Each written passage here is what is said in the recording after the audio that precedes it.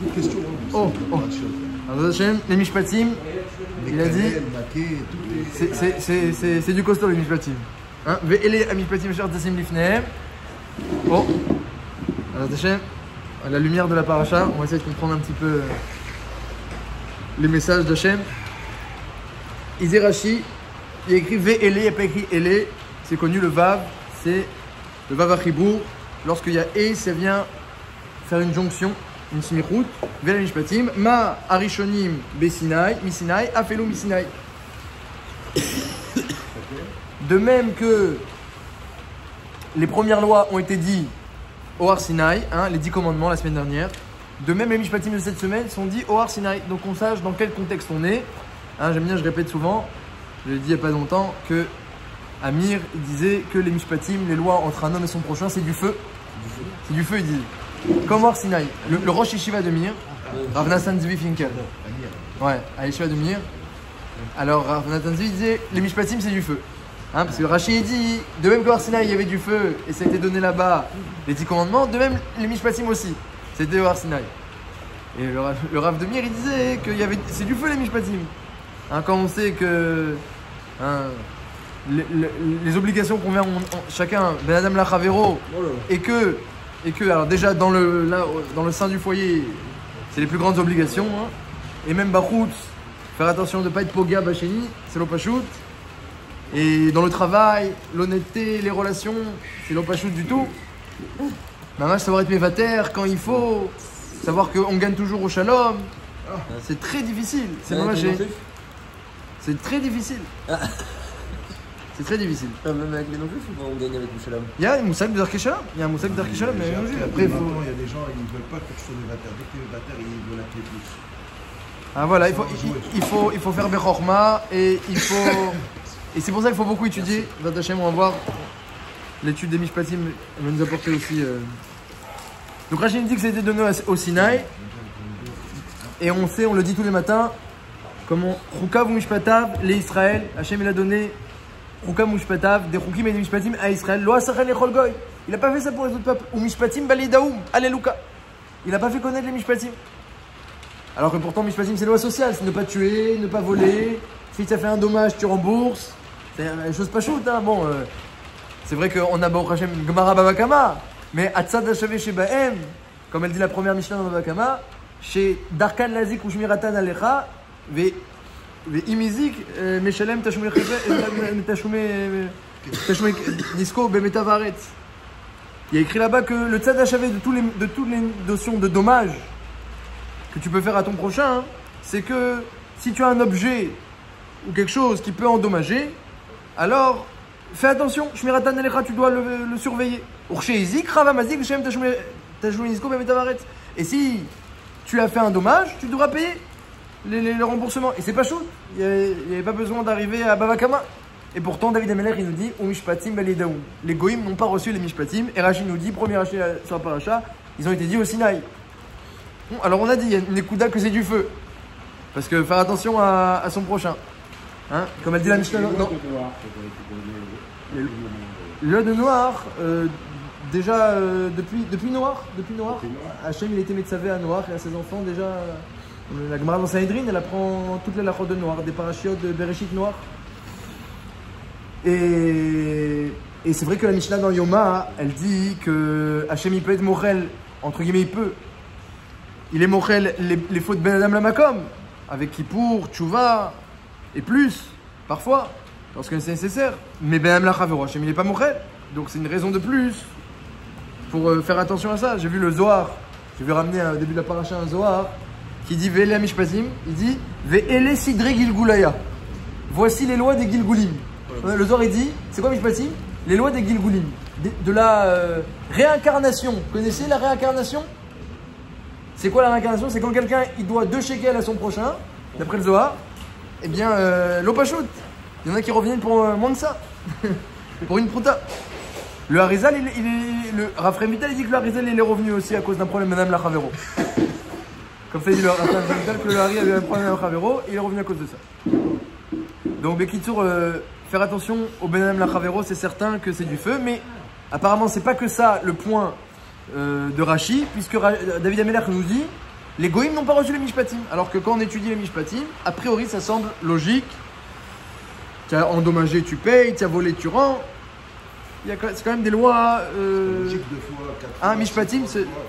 Oh, alors vous dites les knassot. Les knassot, quand il y a des amendes, c'est pas logique. Il y a des fois des knassot. Alors on va voir. Est-ce que c'est que. Alors tu dis que c'est que les knassot qui sont pas logiques, mais le reste des mishpatim, c'est oui logique. Bon, on va voir, Bezat Hashem. C'est ça qu'ils ont fait, ouais, ça. C'est vrai. J'ai Ah, une histoire. c'est ça que les goïms n'ont pas, Une quoi. histoire réelle qui est arrivée. Il y avait une personne qui était allongée, il dormait. Il a vu un homme avec ses 2 enfants qui tenaient par la main, qui avait été massacré On va voir. pendant la dernière guerre mondiale par les nazis. Et il est revenu. Il a dit voilà, j'ai un livre que j'ai emprunté à tel truc, en fantôme, hein. Ah, Mais réellement visible. C'est-à-dire, vous voyez l'homme avec ses 2 enfants, il a dit il faut rendre le livre à telle personne. ouais, on entend plein de. On entend. C'est pas le premier sipour que j'entends comme ça. Non, c'est une histoire réelle. On entend des sipourim comme ça. J'en ai lu aussi des sipourim où on voit que le Benam Lachavero, il faut être vraiment natif, faire attention à l'anekiout entre un homme et son prochain. C'est comme le feu du Sinaï. Al-Kol Panim, Hachem il a donné le Mishpatim au Sinaï, nous dit Rashi. La Kushia, donc la première Kushia, comprendre pourquoi il y a besoin de préciser cela. Mishpatim c'est logique. David Ameler il dit non, les goïms ils ont pas. Et pourtant c'est une loi logique. Les Mishpatim c'est pas les plus logiques. Mishpatim c'est dire les lois sociales, les lois logiques. La deuxième question, c'est que Bémet, les ministres ils ont pas eu les Mishpatim au Har Sinaï. Il y a écrit dans. Avant. Ouais, bien sûr, dans Mara, quand l'eau était là-bas amère et qu'Hachem Vayoreouet, ils ont adouci les eaux, il y a écrit Sham Sam lo Chok ou Mishpat, Vesham Nisaou, Hachem a donné là-bas Chok ou Mishpat. Et parmi les lois qu'Hachem a données, il y avait le Mishpat, les lois sociales. Plusieurs lois sociales ont été déjà données à Mara. Certains disent toutes les lois sociales. Et en Mitzrayim, c'est marqué aussi dans la Melchilta qu'en Mitzrayim, ils ont reçu déjà les lois de Eved Ivri. Dans Parashat Vayera, là-bas, il est marqué Vaïtzavem et Ben Israël, Vel Paro Melach Mitzrayim. C'est quoi Vaïtzavem? Là-bas, il est écrit dans la Melchilta qu'ils ont reçu les lois de Eved Ivri. Donc il y a plein de Mishpatim qu'on avait reçus ou en Égypte ou à Mara. Et pourtant, Rachid dit ouais, tu sais, Mishpatim, c'est au Sinaï, hein, c'est. Là-bas, avec le Matan Torah. Alors sûrement qu'elles ont été répétées au Sinaï, c'est certain. Mais on voit qu'elles ont été devancées.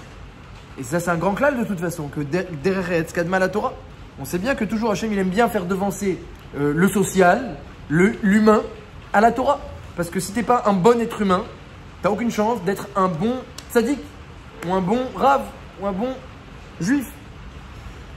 Donc Hachem, il fait toujours devancer.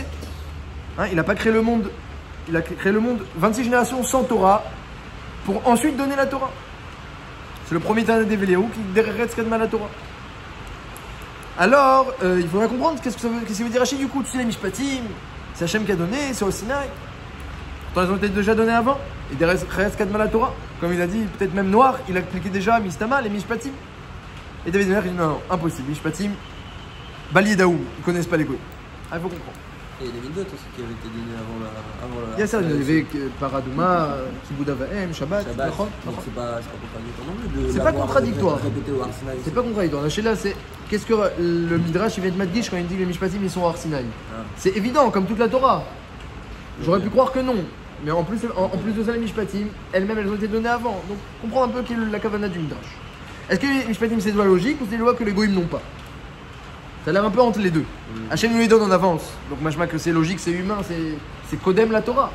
Mais Hachem nous les donne au Har Sinaï, et le Midrash précise, avec toutes les autres lois divines, pour insister sur le côté divin. Et David Ameler aussi insiste sur ce côté-là. Donc, il y a un peu une dualité, un paradoxe dans ces Mishpatim. Le Balatourim, il dit Ve'ela Mishpatim, il fait les racheter votes. Ve'ela, il y en a qui aiment bien les racheter votes. Ve'ela Mishpatim, Tassim, il fait. Balatourim, il prend toutes les lettres du Passouk, il fait rentrer un peu toutes les lois de Dayanout dedans. Je vous le lis. Ve'chaya Adam Larkor et Taedim. Ve'ele, Chaya Adam Larkor et Taedim. Ve'ele, Amishpatim, Adayan, Metsuve, Sheyase Pshara, Terem Yase Mishpat. Adayan, Metsuve, Sheyase Pshara, Terem Yase Mishpat. Donc, lorsqu'on a en face de nous des témoins, il faut faire attention. Il faut bien réfléchir, entendre ce qu'ils nous disent. Et le Dayan, il doit bien faire une pshara, une conciliation avant de trancher une loi, de trancher un mishpat. Parce que la paracha d'avant, c'est marqué Velotale bemalot al misbechi.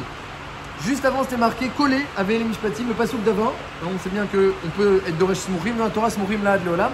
c'était de ne pas mettre des escaliers sur le misber. On n'a pas le droit de monter sur le misber en escalier. Il y a plusieurs raisons à ça, notamment que le misber, on ne monte pas rapidement. Il ne faut pas grimper le misber. Tu vas doucement, doucement. Donc, Hachem a dit surtout ne mets pas d'escalier dans le misber. Escalier, ça permet de monter vite. Quand c'est une pente, tu montes doucement. C'est une des raisons. Au Mishum Tziyut, au Mishum de monter. Alors, puisque c'est collé Vele Mishpatim, alors le Midrash, il dit que pareil, les Mishpatim. Ne crois pas que ça y est, il faut, le Ganav il doit rendre, et le Mazik il doit payer, celui qui a fait un dommage, il a cassé, va rembourser. Oulala! Et vous, Metounin Badin. La première Mishnah de Birkei Avot. Oui? Moshe Kibel Torah Misnaï, on Zara Leoshua, l'escalim, les Nivim, les Hachem Zadot. Tout ça pour dire quoi? Trois choses. Et vous, Metounin une des trois, et vous, réfléchissez bien avant de trancher un jugement entre un homme et son prochain. Donc les Mishpatim, c'est quelque chose où on va doucement. Pas comme dans les escaliers. On va doucement, doucement. Alors le Balatourim, il retrouve un peu toute la lachote de comment juger et comment réfléchir dans toutes les lettres du début de Paracha. Fais attention, Chayav Adam Lachor et Aedim Ve'ele, Amishpatim, Adayen Metouvé chez Asep Shara, Terem Yasim Mishpat, Asher, Im Shneem Rotzim, si les deux ils sont d'accord pour faire une Shara, c'est mieux que de faire un din. Tassim, Tishma, Shneem, Yachad, Dabrim, écoute les deux en même temps, on ne fait pas parler l'un avant l'autre. Il y a Issur d'Oraïta de faire parler l'un avant l'autre. Et enfin, Livnehem, L'Openenetiv Yeda, ne pas faire trop d'honneur à celui qui est honorable. Hein, vous savez, des fois il y a un jugement entre un riche et un pauvre. Et tellement on fait du kavod à celui qui est important que le pauvre il est privé de ses arguments. Ça arrive comme ça. La Gemara raconte ici pour une comme ça. Donc faire attention, le Dayan il doit être impartial et ne pas montrer de faveur, ne pas être plus indulgent envers le pauvre et plus respectueux envers le riche pour ne pas troubler les deux. L'openem nediv yeda, itnaker mehem, et réfléchis bien avant de leur parler. Réfléchis à ce que tu dis parce que dans ce que tu dis, eh bien parfois ils apprennent des mots que le juge a dit, les témoins ou les parties, ils peuvent apprendre de là des informations pour orienter le jugement de façon chakranite. Voilà, tronquer, voilà. Trouver des arguments, tronquer les gens. Fais attention à ce que tu dis. Il y a un sipour, j'ai entendu un sipour il n'y a pas longtemps, sur le Netivot Amishpat. Hein, le Rav Yaakov Milissa, qui a écrit le Sefer Netivot Amishpat, c'est dans tous les Shulchan Aruch, Roger Mishpat, il y a en bas le Netivot Amishpat. Alors le Netivot Amishpat, c'est un grand Rav dans les Mishpatim, notamment. Bon, il a aussi écrit certains Sfarim de Orachaim. Non, il y a, à l'époque du Ksot, il y a 250 ans. Et un jour, c'est venu un jugement devant lui. Il y a un qui dit j'ai trouvé une pièce d'or par terre dans le chouk. Il a trouvé une pièce d'or. Ah, parce qu'on a un Mishpatim, on rentre dedans. Alors il a trouvé une pièce d'or. Et l'autre, il dit bah oui, évidemment, c'est la mienne. Et à peine elle a roulé de ma main et de ma poche que l'autre, il l'a trouvé, il l'a ramassé. Il dit moi j'ai trouvé, elle était par terre, elle était posée. Et dit moi j'étais en train de marcher pour aller la chercher. Donc j'ai pas du tout été Mityaeh, j'ai pas fait you, j'ai pas abandonné la pièce, je l'ai retrouvée. Et l'autre il dit moi j'ai trouvé par terre, j'ai ramassé parce qu'il y a un klal que Maot Bachouk, quand il y a de l'argent par terre, c'est Blissiman, t'as le droit de le prendre, même dans un endroit où il y a des juifs. Alors le Nitsivot il écoute les deux parties et il voit que le second, celui qui dit que la pièce a roulé, il n'est pas assez clair et il a l'air d'être malhonnête. Il sent que c'est pas logique ce qu'il dit, ses notes elles sont pas droites, il sent qu'il est malhonnête. Alors il demande à celui qui avait l'air malhonnête de sortir de la pièce un instant. Il veut parler à celui qui a trouvé la pièce. Il le fait sortir devant et la porte reste entrouverte. Et il lui dit vous voyez la pièce ici, vous voyez le petit trou là à côté de la lettre, il y a un petit trou, etc. Il dit ça c'est par contre, c'est un siman. Vous dites qu'il n'y a pas de siman. Et il parle exprès fort, il n'y avait aucun trou sur la pièce. Il parle exprès fort, il dit vous voyez le petit trou qu'il y a un siman. Vous dites qu'il n'y a pas de siman, il y a un siman. Bon, mais quand même, je peux vous la laisser, mais si l'autre il dit le siman, alors, bon, après il fait rentrer l'autre, il dit bon bah théoriquement elle est à lui, il a trouvé la pièce par terre, à moins que vous ayez un siman. Il dit oui, il y a un petit trou à côté de telle lettre, etc. Il dit alors regardons, il n'y a aucun trou du tout. Il dit bah, sûrement que c'est pas votre pièce, hein, vous voyez. Allez la chercher, peut-être elle est encore au chouk. Ceux qui aiment apprendre le mensonge, ils peuvent l'apprendre même des mots du dibour du Dayan. Alors le Dayan s'il est chacham, alors il peut même utiliser ça en sa faveur. Donc il faut être circonspect, ils traduisent en français dans le jugement, faire très attention quand on juge. Et c'est intéressant parce que finalement, j'ai d'autres histoires comme ça, avec comme ça des prouesses du Dayan qui essayent de déjouer. Mais finalement, c'est pas des mishpatim de la Torah. Ce qu'il a fait, c'est pas un mishpat de la Torah. Et pourtant, c'est ça qu'on demande. Et vous, Metounim Badin? C'est quoi le Metounim Badin? De bien réfléchir. Qu'est-ce qu'il y a à réfléchir? Il y a la halacha, elle est là. il y a le mazik, la halakha qui rembourse, c'est tout. Non, attends. Hein? C'est ce qu'a fait Shlomo Ameler. Exactement, Shlomo Ameler. Deux femmes qui se disputent, c'est le mien, je le coupe en deux. C'était pas un mishpat de la Torah, et pourtant c'est une haftara. Donc voilà, c'est un petit peu, voilà, c'est une autre question qu'on va rajouter sur les mishpatim. Quel est le but, eh bien, des mishpatim? C'est qu'elles soient appliquées à la lettre, ou alors que le dayan, il prenne les mishpatim et il les applique avec sa sagesse personnelle. Et si vous me dites, bah oui, c'est la sagesse personnelle, alors pourquoi elles sont données, les mishpatim? Tu me donnes des lois qui sont pourtant très carrées. Baba Kama, c'est très carré. Des fois, il y a Rashi et Tosfot, mais ça va pas plus loin que ça. C'est très carré, les lois. Et après, le juge, il va réfléchir, et encore une autre histoire, je vais vous raconter, une sympathique. Rav Shlomo Kluger, dans le Shulchan Aruch aussi. Chormat Shlomo, dans le Shulchan Aruch, dans Orach Chaim cette fois, pas dans Rosh Mishpat. Chormat Shlomo, c'est Rav Shlomo Kluger. Il a écrit plein de sfarim, des centaines de livres, il a écrit Rav Shlomo Kluger. Et dans le Shulchan Aruch, il a comme ça le Chormat Shlomo. Non. Et alors un jour, il y avait un mécharet, un employé. À l'époque, ils étaient employés là-bas chez des riches toute la journée. Donc ce mécharet-là, il va pleurer chez Rav Shlomo Kluger. J'avais 200 pièces d'or que j'ai économisées depuis des années. Et je l'ai caché, dans mon lieu de travail, dans le martef du riche, et dans la cave à vin. Il cachait là-bas son argent. Parce que chez lui, il habite dans une demeure tellement, voilà, humble, on va dire, que c'est pas chameau ou maspic, c'est pas suffisamment bien gardé des voleurs. Et voilà que, comme tous les jours, il allait vérifier si son argent était en place, et là, hier, il est parti vérifier, il n'y a plus son argent. Et il n'y a que lui qui a la clé et le balabaït. Il a demandé au balabaït, il ne sait pas de quoi il parle. Il dit, je suis certain, c'est le balabaït. Alors, le Rav Shlomo Kluger fait appeler le balabaït. Et il ne sait pas de quoi il parle, il cache son argent sur le travail, déjà sans me demander le reshoot, et en plus maintenant on me demande des comptes, etc. Rav Shlomo Kluger, il sent que il est pas net, ce balabaït. Alors, il dit, alors c'est pas vous qui avez volé? Il dit, comment moi voler? Comment en plus, j'ai quand même... j'ai pas au Hachem une situation aisée, et moi je vais voler. Et je suis juif et je vais voler. Alors là, il a entendu, je suis volé. Il a dit, ah, mais il a raison. Il dit au mécharet, il dit, c'est un Ben Israël, il est juif. Vous le suspectez de voler quelque chose qui ne lui appartient pas, un Ben Israël. Prendre quelque chose comme ça qui ne lui appartient pas. Ah, mais vous entendez ce qu'il dit? Vous le suspectez? Alors l'autre, il est comme ça. Qu'est-ce qui se passe? Il dit, c'est certain. C'est sûrement un goy qui est rentré dans le martef par effraction. Donc je suis désolé, monsieur Balbaït, mais tout votre vin est interdit à la consommation.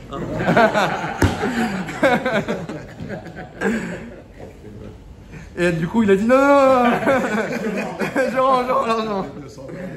En fait, c'était par erreur. Ça c'est tombé dans ma poche.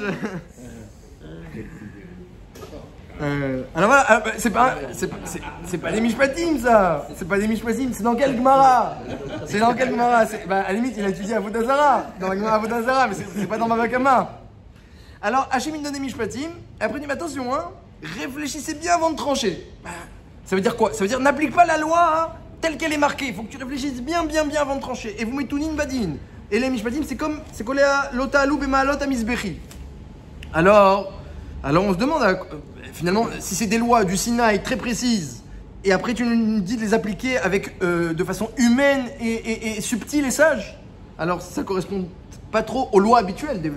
Dans les autres lois, la makom, il y a le loulav, il y a le chauffard, il y a le tefillin. Il n'y a pas où aller. Elle dit, ah non, moi je vais faire un loulav comme ça et un tefillin comme ça. Ah non, si c'est pas carré et droit, t'es pas yoté des rois. Hein. Les tefillin c'est carré. D'accord, mais c'est carré. Alors, si c'est pas carré. Ça veut dire quoi? Ça veut dire qu'un homme sage, sans forcément connaissance avec Baba Kama ou même les non, par rapport à Mishnah, il faut qu'il connaisse toutes les lois. Il pourrait genre Non, il faut qu'il connaisse toutes les lois.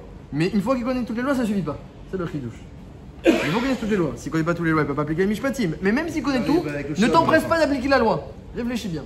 Alors c'est un petit peu la dualité. Encore une fois, on retrouve la même Nekuda qu'il y a une certaine dualité dans les mishpatim. On le retrouve encore. Et à part ça, dernière question, que la paracha de Mishpatim, à la fin, il y a encore une fois un passage sur Matan Torah.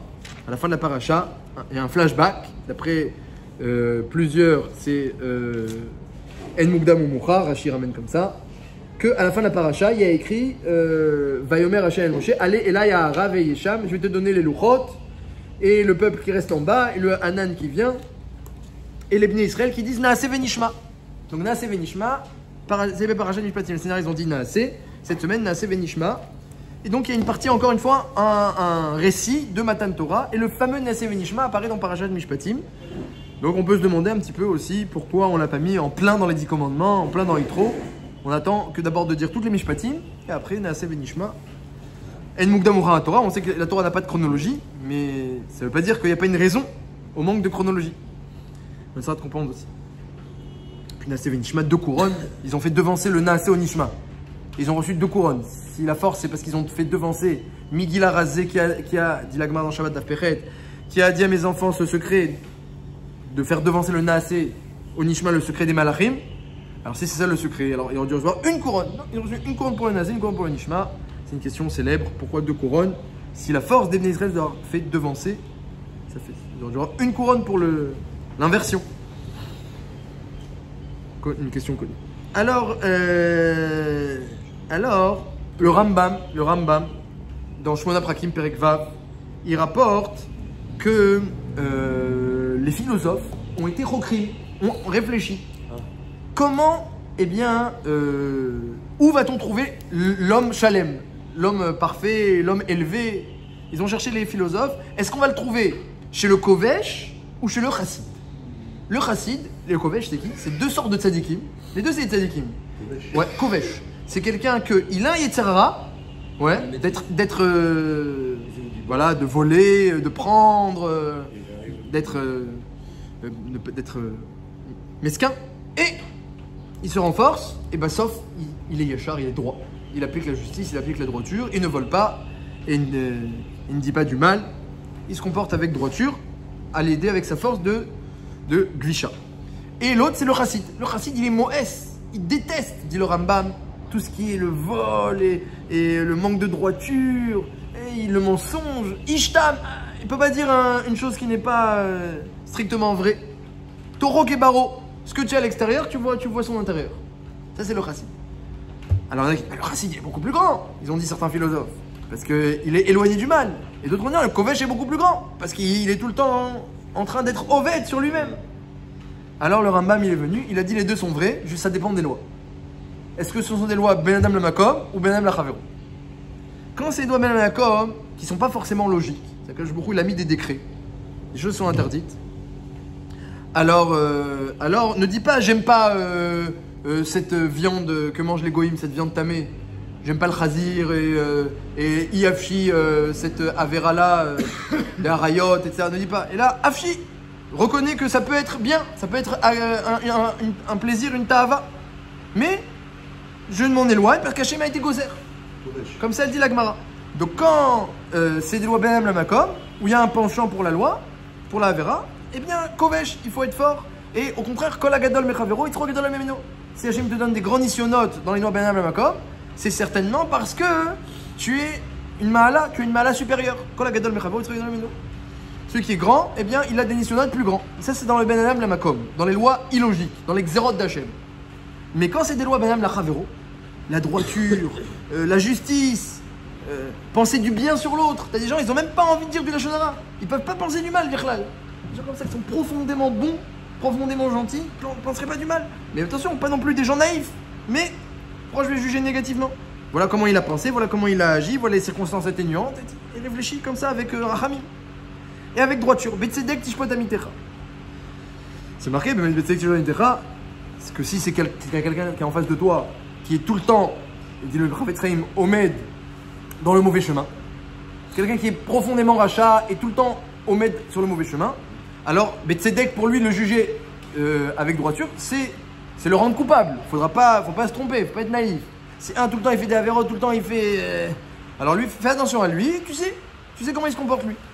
Tu n'es pas obligé de parler de lui et de dire du mal sur lui, si ce n'est quand il y a un intérêt, mais tu sais comment il se comporte. C'est pas de la naïveté, tzedek. Tu sais que chacun, on agit, et il y a une raison pour laquelle on a agi, essaye de comprendre le tov qu'il y a chez l'autre. Donc, ça dit le Rambam, lorsqu'il s'agit du Ben Adam la Chavero, eh bien il faut que ce soit naturel. Le Ben Adam doit être naturel. Et c'est ça le côté des Mishpatim, le double côté des Mishpatim, que Hachem les a donnés avant Matan Torah. Dereret Kadma Torah, pourquoi? Pour que ce soit naturel.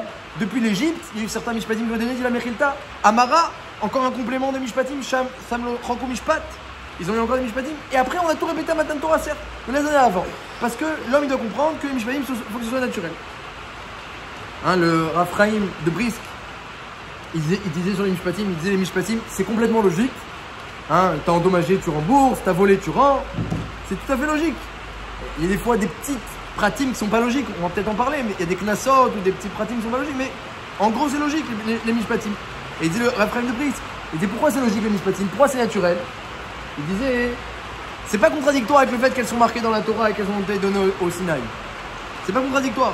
Il dit, pourquoi un homme il déteste le meurtre naturellement, si ce n'est que on élève certaines cultures dans la violence, mais naturellement, c'est pas naturel le meurtre. Pourquoi il déteste le meurtre? Pourquoi il trouve que voler, c'est pas joli? C'est pas normal. Pourquoi il aime pas un homme? Il dit Raphaël de Brisk, parce qu'Hachem, il a écrit dans Parashat Mishpatim de ne pas voler et de ne pas tuer. Comme dans l'étape de la loi, Be'am la Chavero, et dans Parashat Mishpatim, on a écrit ça sous forme de Mishpatim. Alors Hachem, puisqu'Hachem il a pris la Torah pour créer l'homme, alors les parties qui sont Be'am la Makom, qui sont illogiques, des Chukim ou des Edouyot, Ma Edut à Chukim à Mishpatim, donc ce qui est Edut et Chukim, qui sont pas liés à la logique humaine. Alors Hachem, il a aussi créé le monde avec, ça va aider au fonctionnement du monde, mais ça va pas être naturel dans l'homme. Mais les Mishpatim qui sont les lois sociales et naturelles, eh bien quand Hachem a créé l'homme avec la Torah, Istakel Boraita ou Bara Alma, eh bien il a créé un homme qui a comme tendance naturelle. Donc aller contre ces tendances-là et faire les Mishpatim comme des lois irrationnelles, c'est pas ça Retzon Hachem. Retzon Hachem, c'est que un homme naturellement, il sache exactement comment se comporter avec chacun. Mais maintenant, ça n'exclut pas d'étudier les Mishpatim et d'approfondir pour encore mieux connaître les profondeurs de l'homme. Mais il faut que ce soit naturel parce que c'est comme ça qu'Hachem a créé l'homme avec les Mishpatim qui sont, on va dire, un peu l'outil de création d'Hachem pour l'homme. Puisqu'on a été créé avec la Torah, pourquoi les Chukim ne seraient pas naturels? Exactement, ah voilà. C'est dans la Torah elle-même, il y a plusieurs parties. Il y a les lois humaines et il y a les lois irrationnelles. Donc les lois humaines, elles ont permis de créer la nature humaine. Les lois irrationnelles, elles vont gérer les flux de bracha et de fonctionnement du monde qui sont irrationnels et surnaturels. Donc Hachem, il va gérer, il y a plusieurs flux dans le monde, il y a des flux naturels et des flux qui nous dépassent. En fonction de ça, évidemment, tout dépend des mitzvot. Tout dépend des mitzvot. Hein, les sphères célestes, elles ont également 613 parties, 248 membres, 365 chemins, comme nous aussi. Donc tout dépend des mitzvot, mais tout ne dépend pas au même niveau. Il semble que les goïms rejettent un peu les Mishpatim. L'IVG, l'adultère, l'homosexualité. On a l'impression que ce qui nous paraissait normal. Bon, ça c'est pas Mishpatim, Bidou. C'est pas Mishpatim. Pas Bidou, Mishpatim, c'est les lois sociales, le Mishpat. C'est pas Mishpatim. Dans le Shulchan Aruch, c'est pas dans le projet de Mishpat. Mais oui, il y a un Yetzer Hara. Alors quand on cultive le Yetzer Hara, parfois on peut complètement être tordu. Mais on va dire que c'est nouveau. À une époque, ils avaient le code pénal, le code civil, c'était beaucoup plus en vogue. Malheureusement, dans nos générations, les Mishpatim sont de moins en moins naturels. Malheureusement, c'est vrai. Donc, à Kol Panim, il y a écrit. Si on parle des lois qui sont tordues dans la mesure, par exemple, on va aider les Palestiniens qui crèvent de faim alors qu'ils ont commis des crimes, des criminels. Alors, doucement.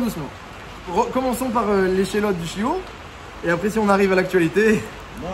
À Kol Panim, il y a marqué dans la Gemara, dans la Mishnah de Pirkei Avot, et la Gemara elle est dana sur ça. Il y a un Tosfot qui parle de ça. Une marloquette entre Rabbeinu Tam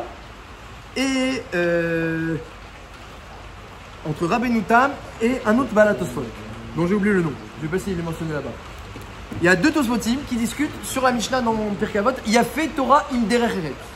La Torah est belle lorsqu'elle est accompagnée de derech eretz.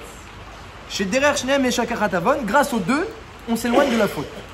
Quelqu'un qui a cette mida de Torah qui étudie et quelqu'un qui a la mida de Deretz, qu'il est Deretz, alors c'est quoi?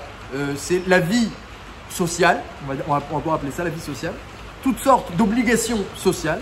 Celui qui a les obligations de la Torah, de l'étude et les obligations sociales, il est éloigné de la faute et il a fait Torah Deretz. Elle est jolie Torah Deretz. Alors dans Tosfot, il y a écrit que il y a une marloquette, une rishonim. Ça veut dire quoi? Il y a fait Torah Deretz.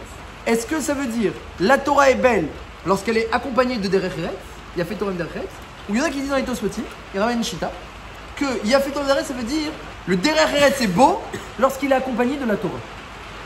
Il a fait Torah Dereret. Dereret n'est pas suffisant. Il n'est pas suffisamment fait. Il a fait Dereret. C'est quoi? Voilà. Alors il y en a qui. Donc, dans le premier Tosfot, il dit Rabbi Yehuda, il dit il a fait Torah Dereret. C'est machma que lorsque la Torah accompagne Dereret. Et il y en a qui ont compris autrement. Il a fait Torah, c'est beau lorsque la Torah accompagne le Dereret. Torah im Dereret. C'est beau lorsque la Torah accompagne. Il a fait Torah im Dereret. On peut lire cette phrase-là de deux manières. En d'autres termes, dit Tosfot, est-ce que Torah c'est Ikar et le Dereret il accompagne, ou est-ce que Dereret c'est Ikar, comme ça dans le Tosfot, et la Torah accompagne le Dereret? Et c'est a priori étonnant. C'est un ridouche de Tosfot de dire que Yesh Tzad, il y a un Mabat, une vision des choses dans laquelle le Dereret c'est le Ikar et la Torah l'accompagne. Alors Rabbi Hanan Vasserman il explique ça très bien. Parce que justement, le Dereret c'est très profond. C'est très profond. Les Mishpatim sont profonds, la relation de prochain, c'est très profond.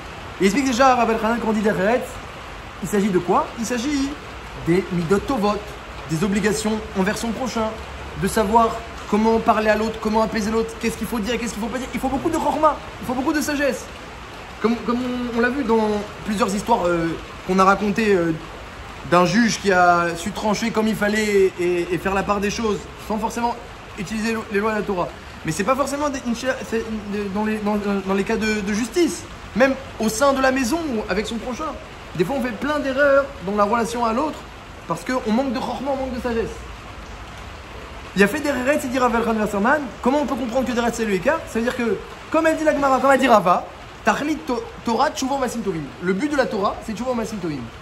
Alors pourquoi tu vas étudier maintenant Maseret Yoma ou Maseret Kochim, enfin Seder Kochim, parce que si tu n'as pas toute la chorma de la Torah qui a créé le monde, tu ne pourras pas arriver à la shlemut dans la relation avec l'autre. Tu ne pourras pas à la shlemut. Le seul moyen d'arriver à des midot parfaites, à la shlemut dans les midot, dans ce qu'on appelle le Dereret, c'est les bonnes midot, la relation avec l'autre, la shlemut parfaite, de ne pas être, comme il a dit, comme vous avez dit tout à l'heure, de ne pas être naïf et mévater et conciliant tout le temps, parce que c'est aussi une erreur, et ne pas être trop makpid.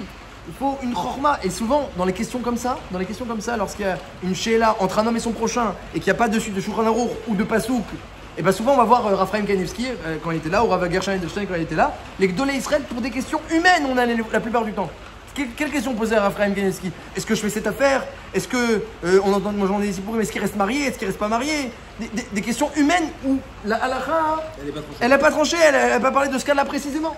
Et ça c'est ce que dit Bidiouk, la première méchante Birkavot. Et vous Metouim Dadim, même une fois que tu as reçu les Mishpatim, et vous Metouim, sois très circonspect, sois très patient. Réfléchis bien comme le Misbéar, tu montes sur le Misbéar doucement, tu montes pas les escaliers. L'autre al-Malot et Misbéri, juste après Vela Mishpatim. Quand c'est les histoires entre un et son prochain, il faut réfléchir. Parce que chaque histoire entre un et son prochain, il y a toutes sortes de détails qui participent à l'histoire. Le passé de chacun, et les détails de ce qui s'est passé, et certains événements qui peuvent influer dans un sens ou dans un autre. Donc il faut une chorma, c'est une sougya bivneatma. Donc en fait les mishpatim, chaque mishpatim, c'est une nouvelle sougya. Et ça c'est seulement quelqu'un qui a étudié toutes les sougyotes de la Torah, en approfondissant, en voyant exactement le Retzon Hashem dans chaque sougya, qui peut arriver ensuite dans une nouvelle sougya, qui n'a jamais été présentée par la Gemara, à dire, bah, voilà ce qu'aurait dit Rashi, et voilà ce qu'aurait dit Tosfot, et voilà ce qu'aurait dit Shulchan Aruch. Et c'est seulement avec cette chorma-là. Donc les mishpatim, elles ont un côté très profond. C'est des lois déjà qui sont créatrices. On a été créé avec les mishpatim. Donc plus on approfondit, regardez des lois très intéressantes. Dans le Knassot par exemple, celui qui a volé un bœuf, il paye x5. Et celui qui a volé une chèvre, il paye x4. Et la Gemara elle demande pourquoi lui paye x5 et pourquoi lui paye x4 s'il a fait s'il a vendu ensuite. Il a volé, ensuite il a vendu, ou il a volé et il a fait la shrita pour le manger.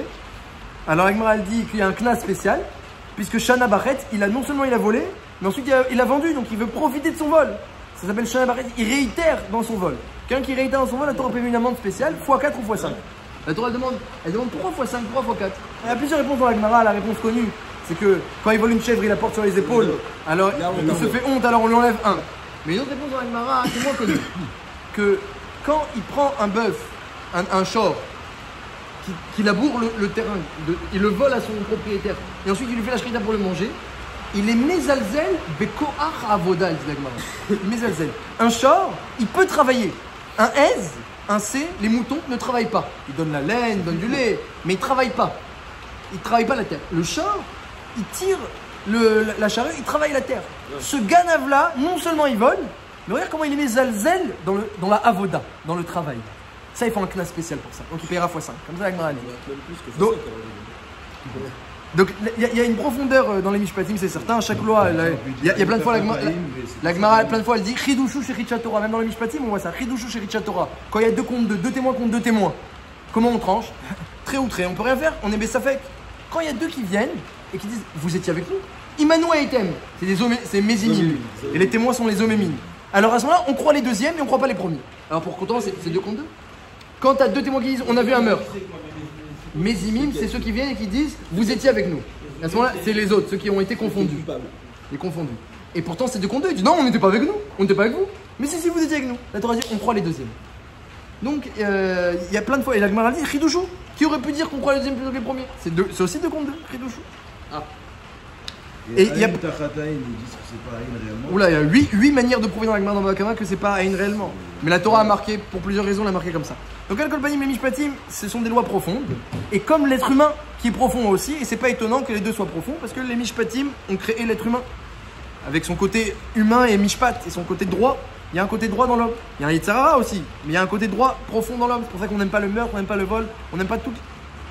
Ben, on n'aime pas les dommages, on n'aime pas d'histoire avec la justice, avec de dommages. Je ne vais pas imposer ça. Ni qu'on me doive, ni une devoir à personne. Parce que Hachem l'a créé dans l'homme, qu'il soit Moès, qu'il soit Chassid.